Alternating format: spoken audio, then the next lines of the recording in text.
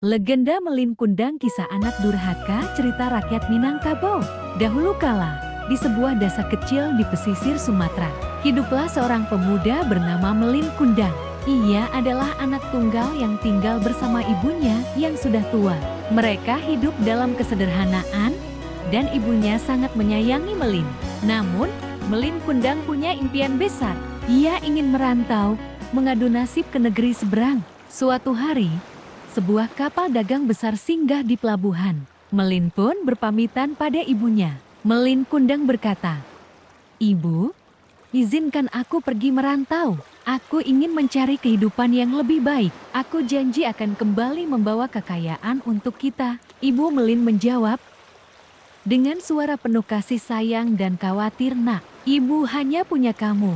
Jika kau pergi, siapa yang akan menjaga ibu?" Melin Kundang berkata lagi, "Ibu, percayalah, aku pasti kembali. Aku akan menjadi orang sukses." Suara ombak pun bergemuruh, kapal mulai berangkat, dan suara burung camar menjauh.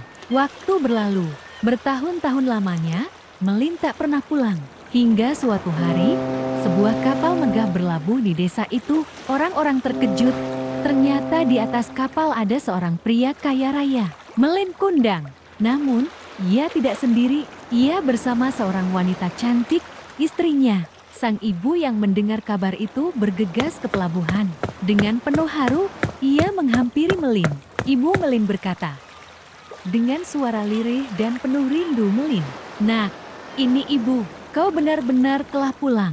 Tapi apa yang terjadi? Melin tak mengenali ibunya, bahkan ia malu mengakui wanita tua itu sebagai ibunya. Istri Melin bertanya dengan suara angkuh, "Siapa wanita tua ini, Melin?" Melin Kundang berkata dengan suara kasar, "Aku tidak mengenalnya, jangan percaya dia. Ibuku sudah lama meninggal." Betapa hancur hati ibunya. Dengan air mata berlinang, ia berdoa dengan penuh kesedihan. Ibu Melin berseru dengan suara penuh kepedihan, "Ya Tuhan, jika benar ia anakku dan ia durhaka, maka hukumlah dia." Tiba-tiba, langit berubah gelap, petir menyambar, ombak laut bergulung dahsyat. Melin Kundang ketakutan. Ia mencoba lari ke kapalnya, tapi tubuhnya mulai kaku. Perlahan, ia berubah menjadi batu. Hingga kini, di pesisir Sumatera, orang-orang masih bisa melihat batu besar yang dipercaya sebagai Melin Kundang, anak yang durhaka kepada ibunya. Dari kisah ini, kita belajar satu hal. Sebesar apapun kesuksesan kita, jangan pernah melupakan orang tua. Mereka adalah alasan kita ada di dunia ini.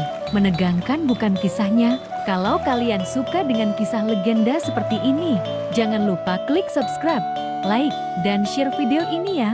Sampai jumpa.